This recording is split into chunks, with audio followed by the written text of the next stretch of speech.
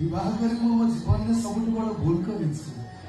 तमें तो मत आउ थे मो सिंदूर सिंदूर दे विवाह कर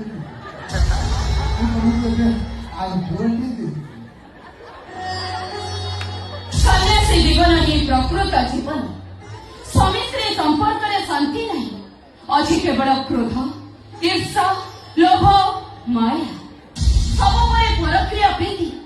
स्वामी पर नारी सहित पाप कर्म व्यस्त स्त्री पर पुरुष सहित राति पीड़ा लिप्त सब स्वामी स्त्री संपर्क में स्वर्गर शांति नहीं